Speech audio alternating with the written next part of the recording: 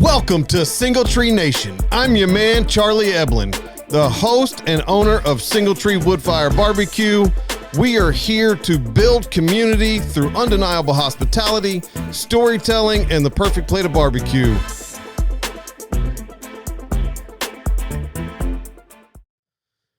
Welcome back to Single Tree Nation.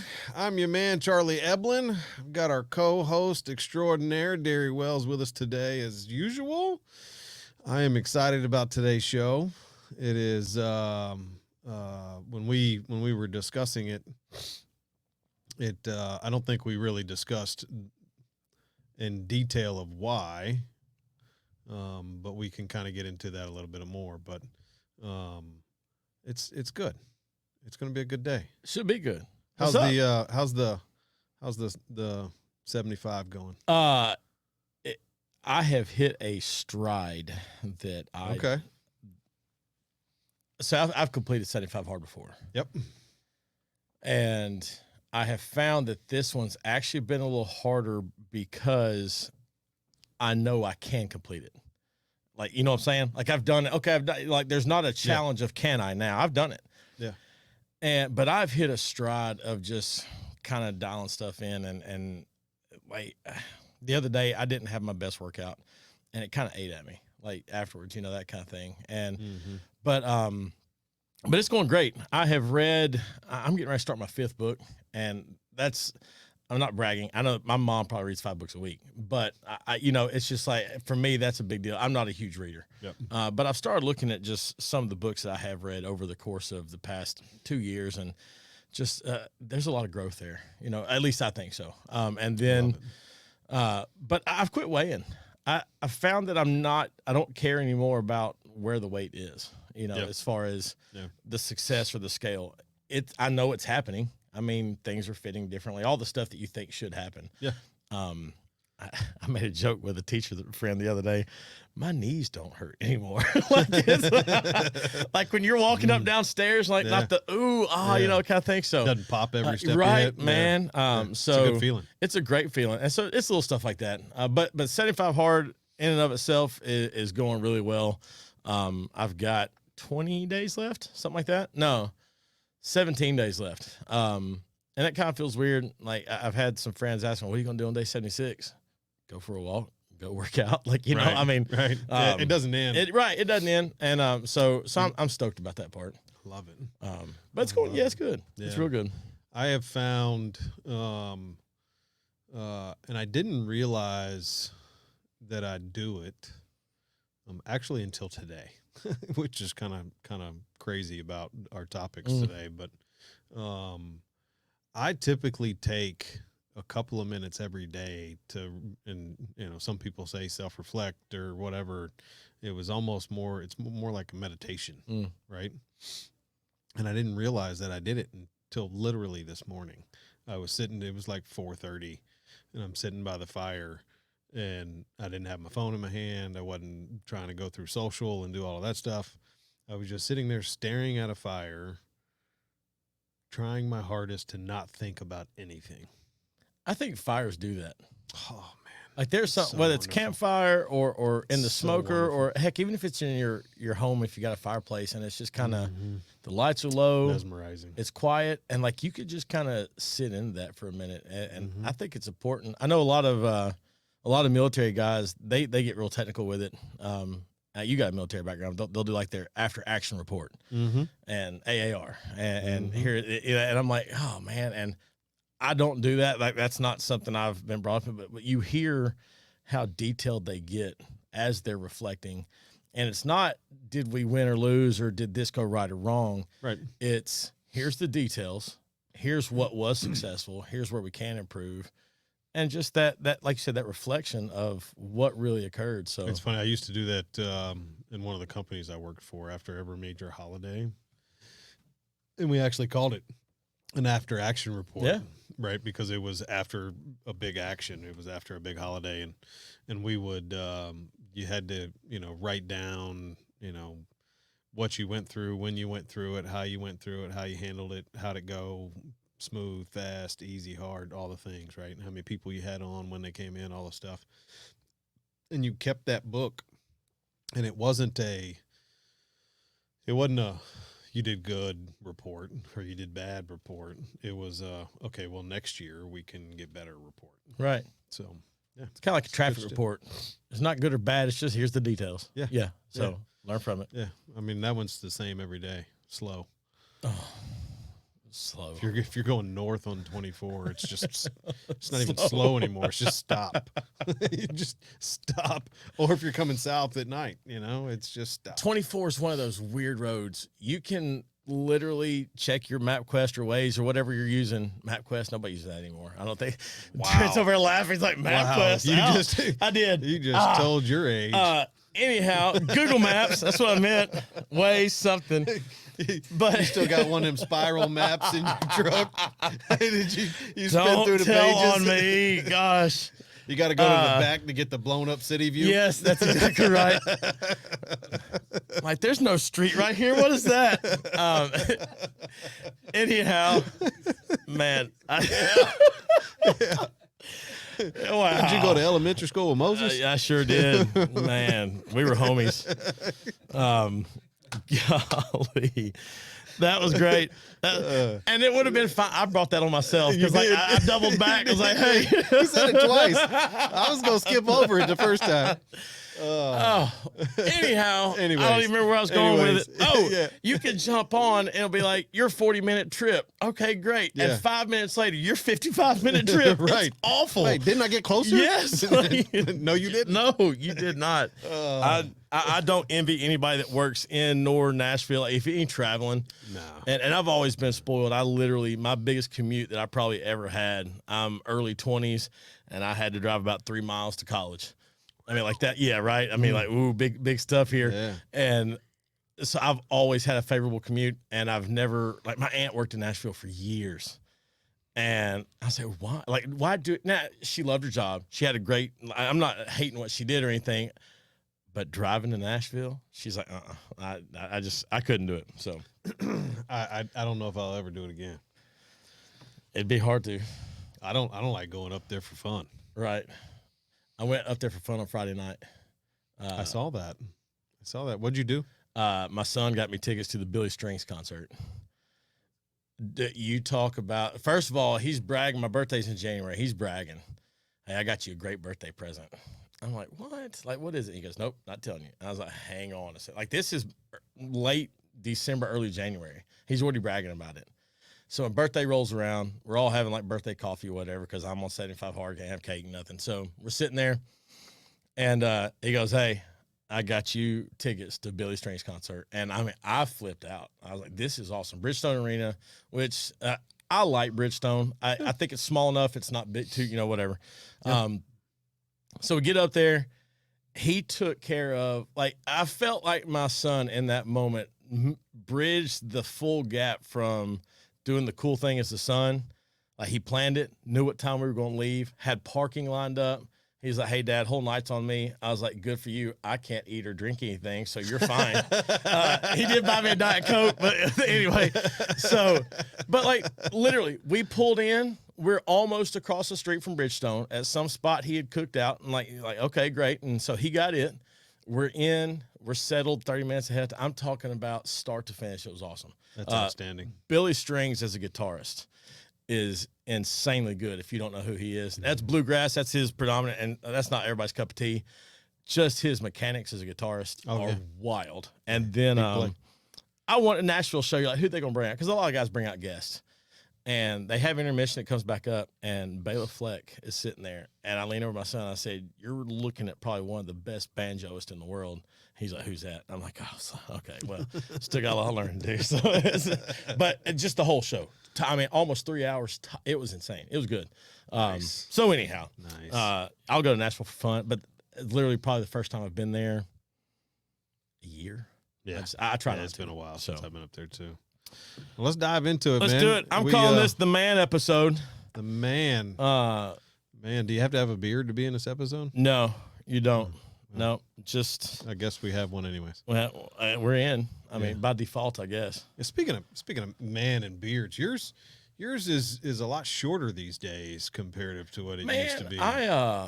Like you're one of the only men that I've seen have a beard. Like it looks like a woman's head of hair when it gets fully grown out. Like it's gorgeous. Like that's a compliment. Like I know it's pretty. I take care of it, and yeah, it's noticeable.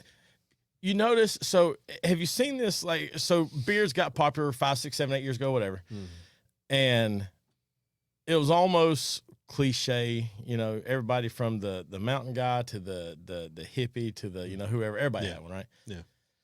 And there was something about it, like as long as I could manicure mine and take care of it and keep it right, I was willing to let it grow. And I hit a point one time, I was like, it's too long. Don't ever go here again. And I never did let it get that long again. And I kept it like just trimmed, groomed, the whole 9 yards. And I don't know, it's a couple months ago, I was like, hey, I think I want a short beard. And I just jumped up and cut it all off. But I keep it trimmed. I still do all my grooming, if you will, right? My product, yeah. Which I want to say it's a scam, but it's not. I could tell the difference in my hair.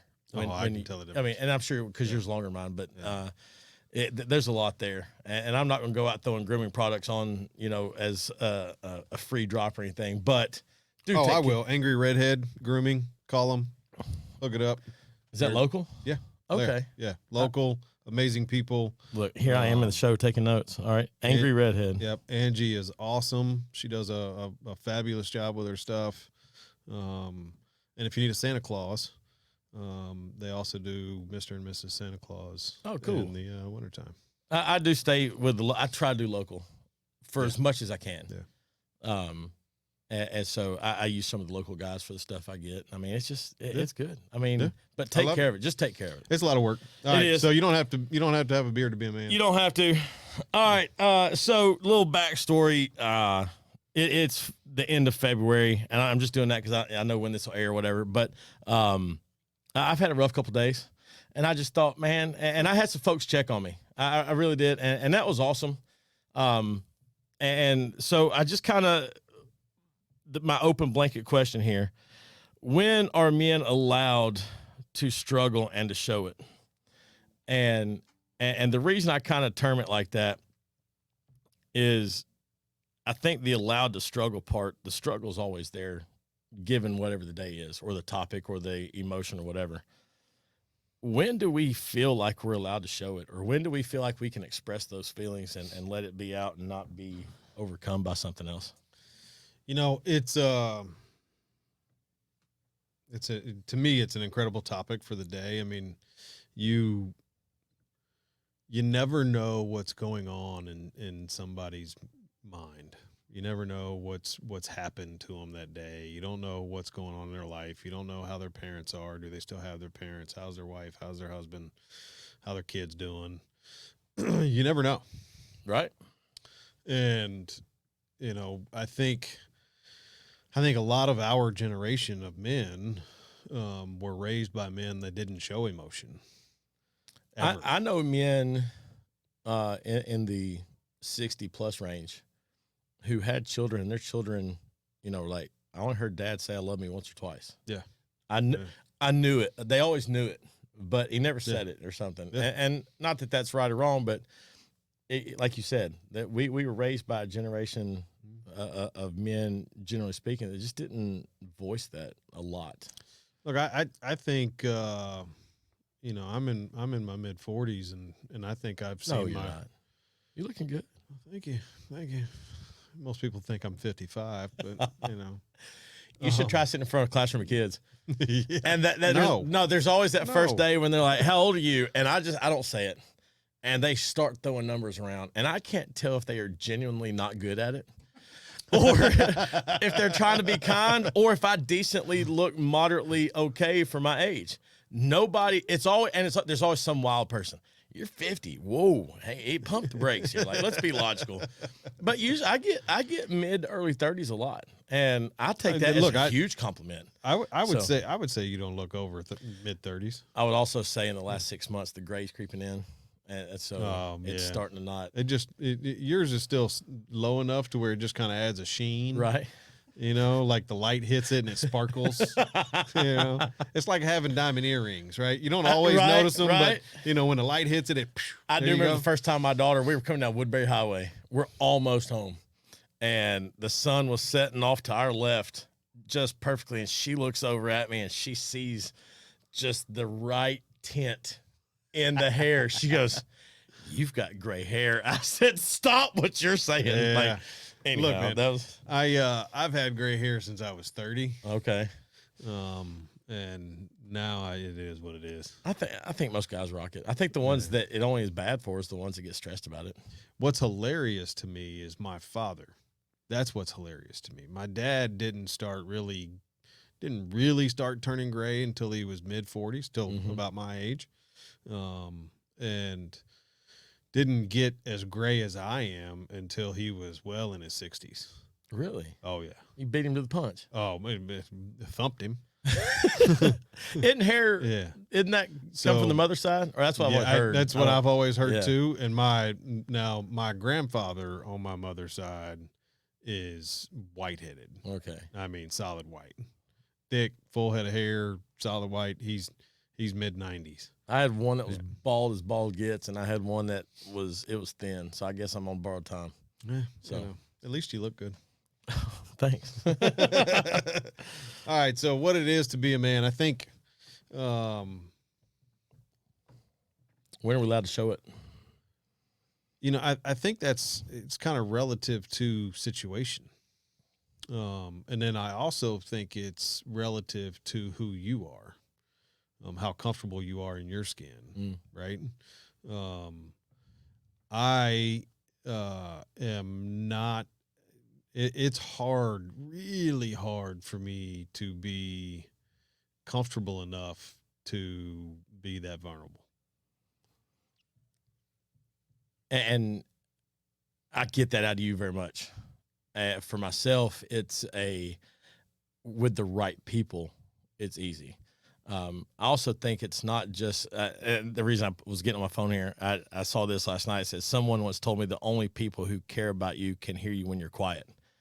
And so the reason all this kind of got stirred up for me today, I told a couple people, hey, I'm kind of in my little funk or whatever on Thursday night. And then saw my mom. She's like, "What's up with you?" I'm talking about pulled up, didn't even get out of her car. "What's up with you?" It's like, "What?" She goes, "I can see it on you." And so you're thankful for a parent at that point, right? And but you know, and mom's one of those where I got a good relationship with my mom. I know that's for some people don't, whatever, but it's it was nice to be able to kind of let it out, but not have to just fully jump into it, right? Yeah. But for those people like that know you when you're still being quiet and they're like, "Hey, what's up?" And you know, you just but it does depend on the situation, because I think I've got different people I go to for different things. You know, if it's this one set of topics, hey, I'm on, you know, over here. If this other set, I go over here, and and then of course there's two or three who are they get all of it, and I'm always trying to be conscious of not overburdening those people, and because I don't want them to feel like, Derek, you know, he's going through it again, or here he comes, here's the 5-gallon bucket of stuff, and because I don't want to be that guy. I tell you what, I struggle with on this point. What I struggle with is every time that I have, because I had one of them days yesterday too, and it was, season. It was shit from the time I got up to the time I went to bed. And I didn't sleep worth the shit because it was a shit day. I mean, it was just. Here's the whole deck of cards, Charlie. Like, let's just keep piling it all on, and you know, it is what it is. Some of it, nothing we could do about it. Some of it, maybe there could have been something I could have done about it.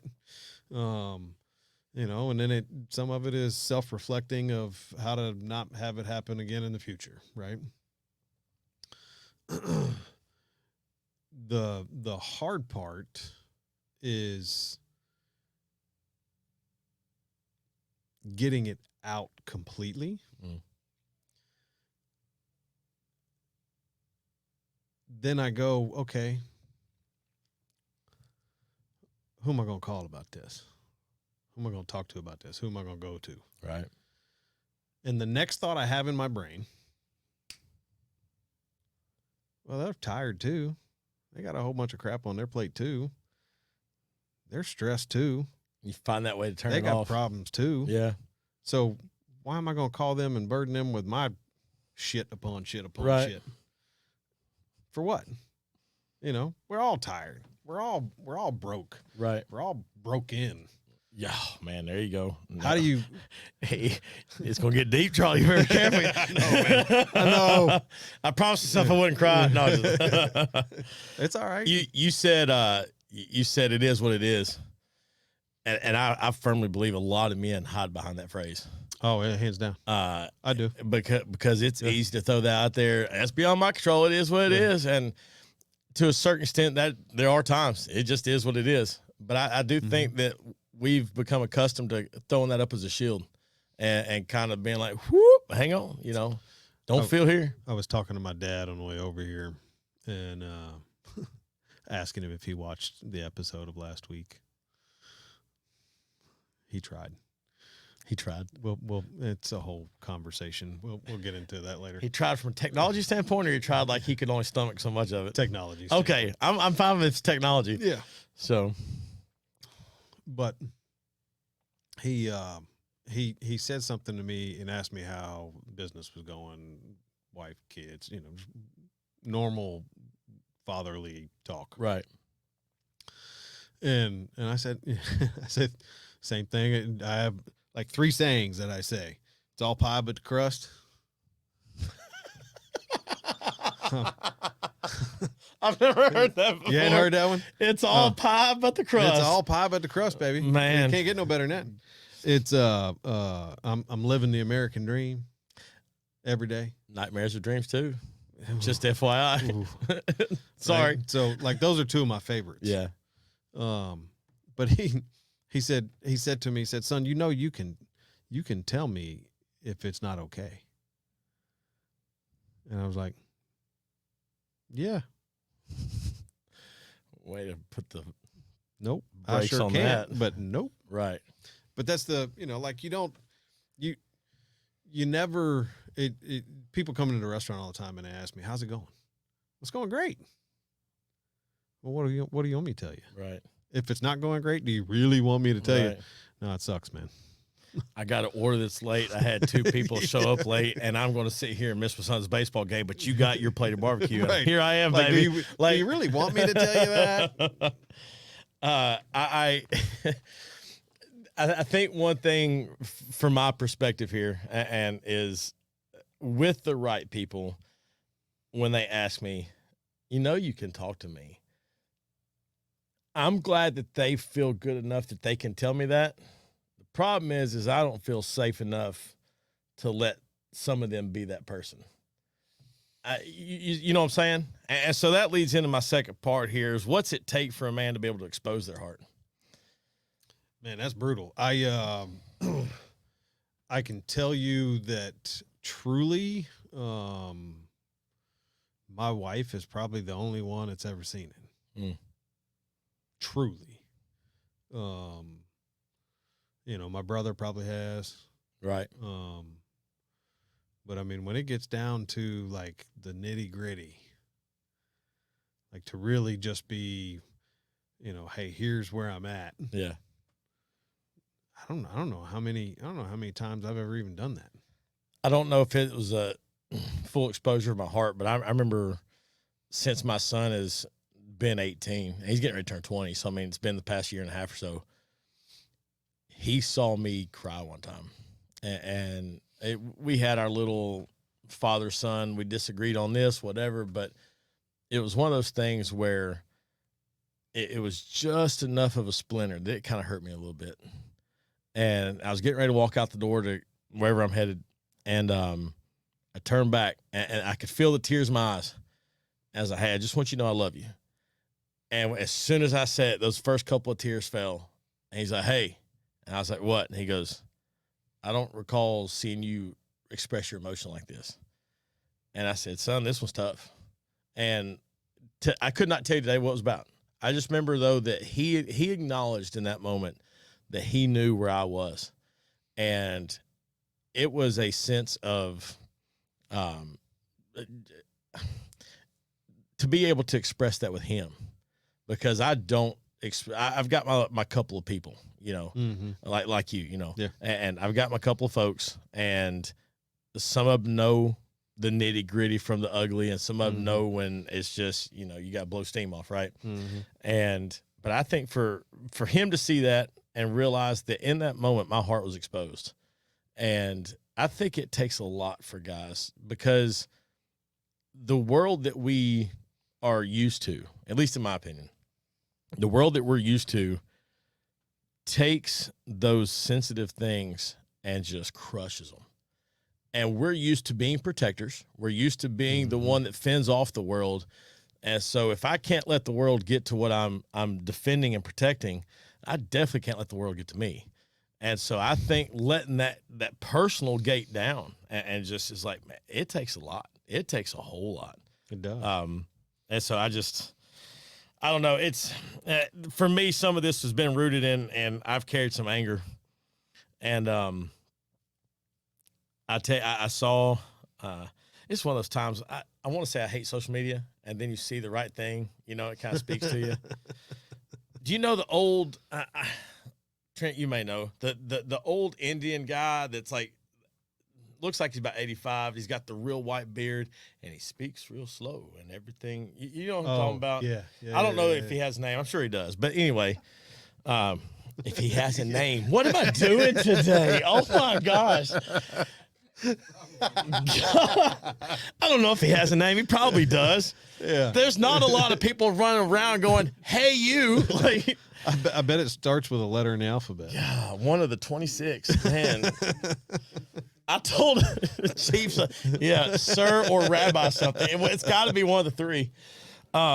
Anyway, that's been the show. You guys have a good night. Bless your heart. Oh, wow. Went with the southern jab there. Well done. But he said anger is an emotional punishment you give yourself for someone else's behavior. And just listening on that for me is like, how many times is what I'm angry at, does the person even care? Do you know that just made me feel stupid? Because all the times you got angry when it didn't matter? In the last 24 hours. Oh, sorry. You're welcome, but sorry. No, but I mean, look, it's true. I mean, you think about it. The people that piss you off or that make you angry, irritate you, whatever. That's your problem.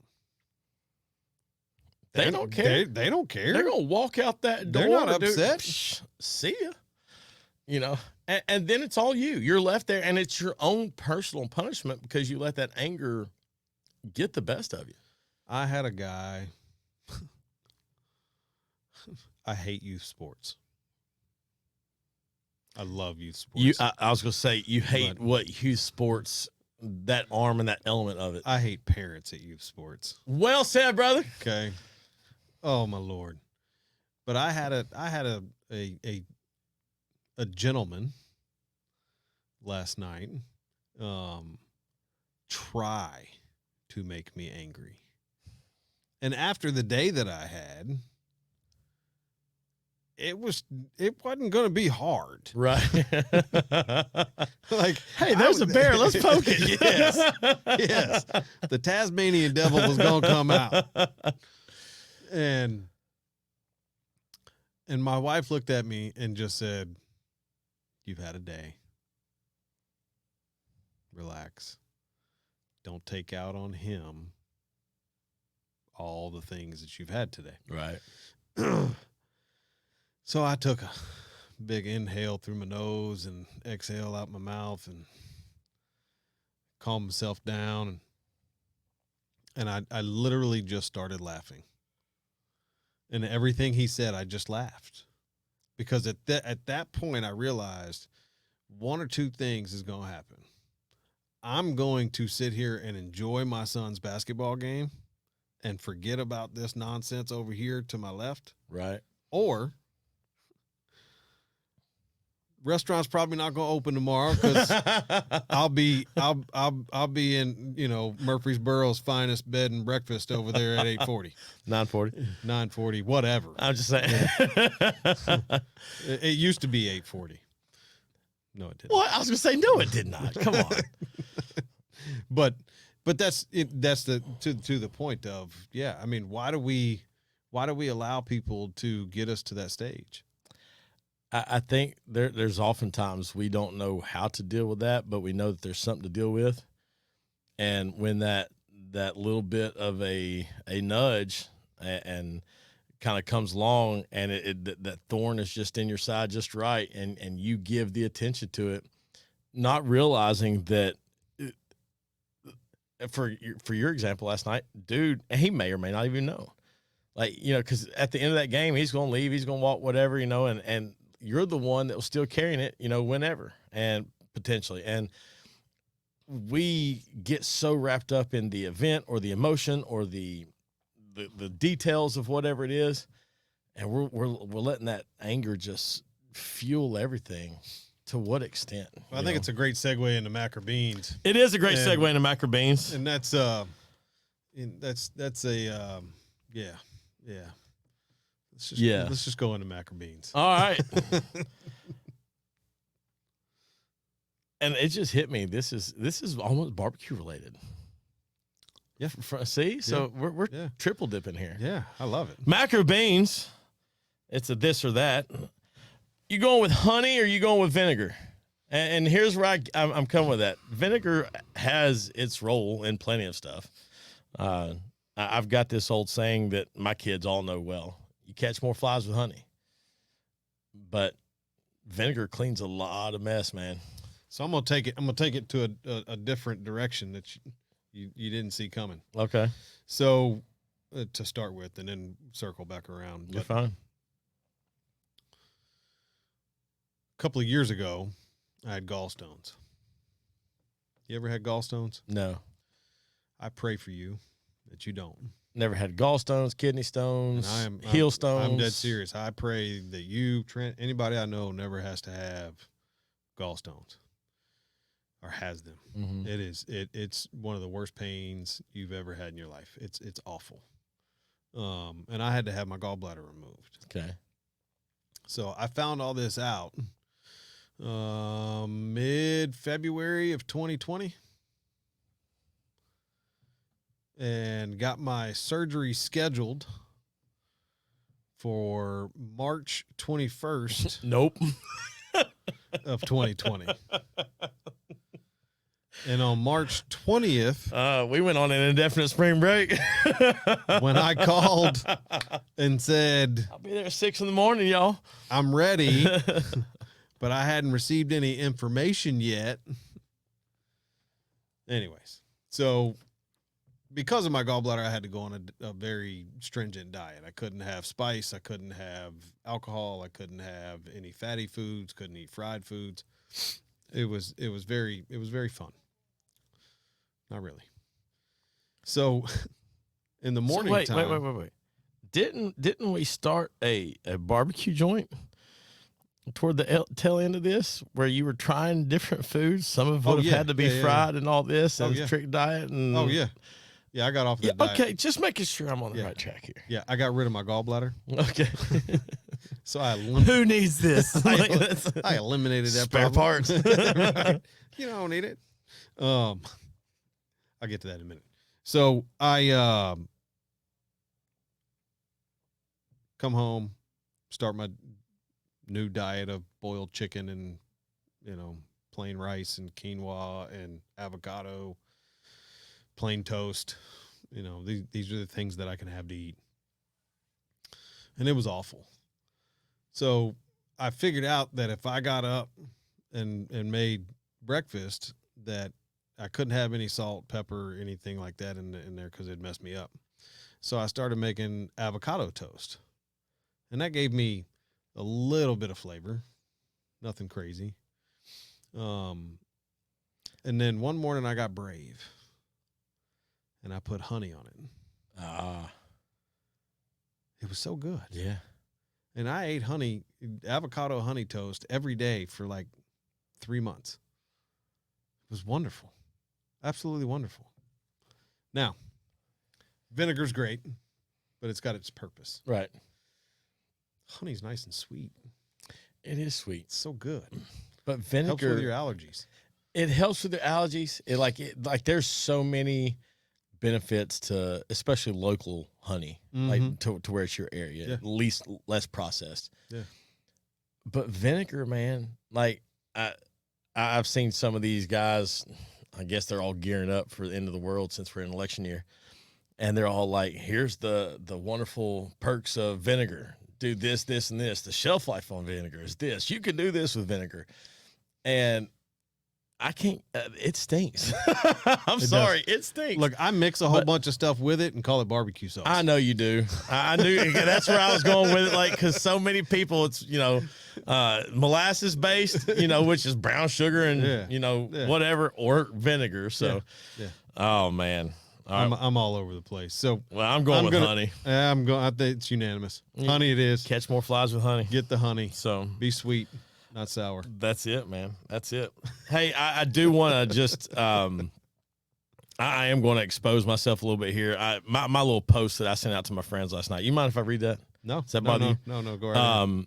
So it's one of those things, and I'm not going to read word for word what it is, because that kind of just opened up a little bit. But speaking to the men, what I said was this: you're allowed to struggle, sir. You have the world on your shoulders, and it's a world not many people see. They know when you're off, but many label it that you're just tired. Men, your struggle is allowed. It's needed, and you feel more than anyone. No, excuse me. You feel more than anyone wants to give you credit for. Reach out to someone. I'm thankful for the strength, and I know how you feel to have to keep it all together. We carry around a lot of emotional weight. I was carrying a lot last night, and I just want to encourage all you men. You have permission to feel, to let it out, to hold it in, sit in the quiet, feel the silence, but embrace who you are. And you are a man.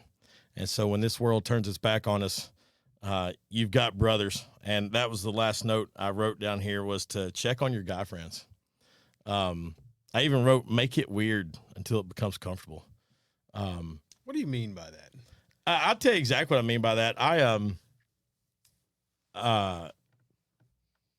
2018 had one of, here's where it's going to start. 2018, one of my best friends died, passed away. And that shocks you. Like you just, you don't know what to do. And there was a group of us, and we came together, and occasionally we'll all still check in on each other and that kind of thing. But what I mean by make it weird till it becomes comfortable, when you're sitting there and you've got a man who is a year or so younger than you, and he's about 6'3" and about 280. He's a big old fella, and he hugs you and he says, "I love you."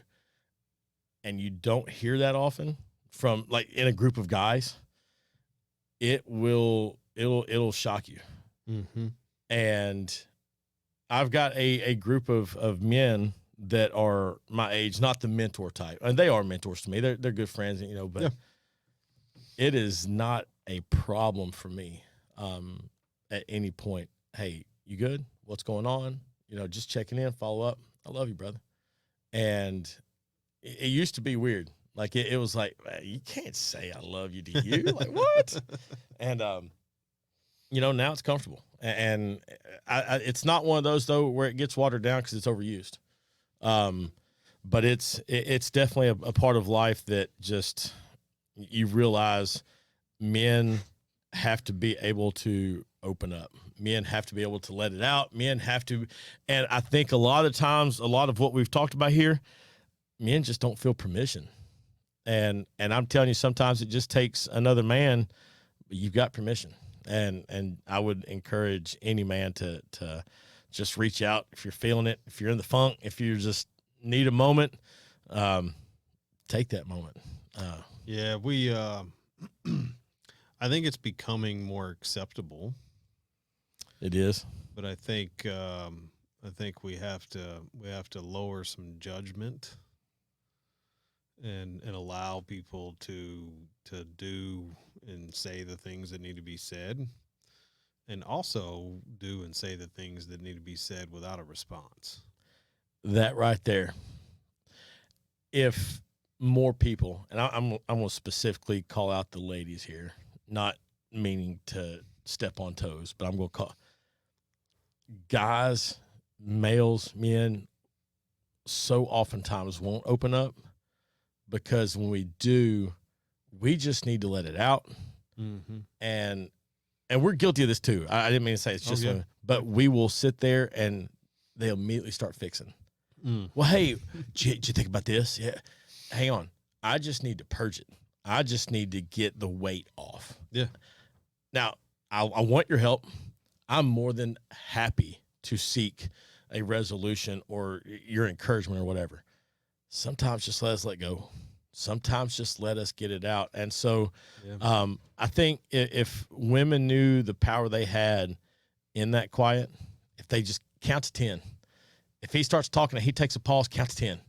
Don't jump in. Like, let him kind of do his thing. But yeah, it's you're right. We need that permission sometimes. Yep. And that place to kind of come out into that. So, well, you got permission to yell at me anytime you need to. You got it, brother. Same to you, man.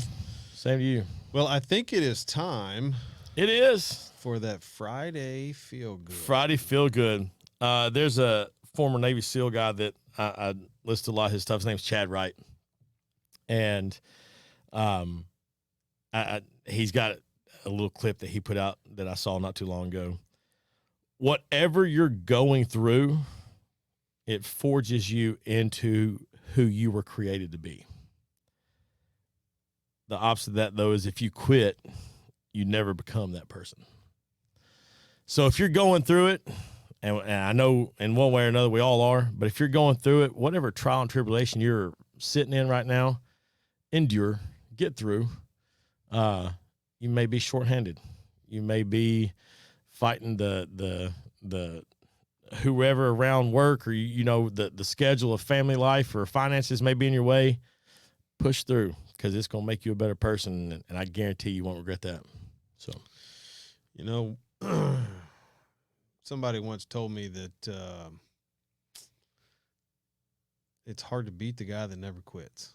I feel like I've heard that before. Me too. Hey, yeah. I used to wrap up my Friday Feel Goods, and I'm going to throw this out there because I can't believe that I've been letting this go. This is episode 4 or 5 now, something like that, and I have not. Find somebody you know, tell them you love them. Amen to that. There it is, man. Amen to that. Guys, we appreciate you as always for joining us on this segment of What It Is to Be a Man on Single Tree Nation. If you want to get involved, please feel free to give us a call, 615-307-0120. We would love to have you as a guest on the show, a sponsor maybe. If you would like to email us, you can email me at Charlie, CHARLIE, at singletreebbq.com. And as always, please like, share, and subscribe to our channel, and you will be able to get this on all of the social platforms. So we look forward to seeing you guys next week. Thank you. Thanks for joining us today. Make sure you like, share, and subscribe to the channel. And as always, leave us a 5-star review and come see us at the restaurant.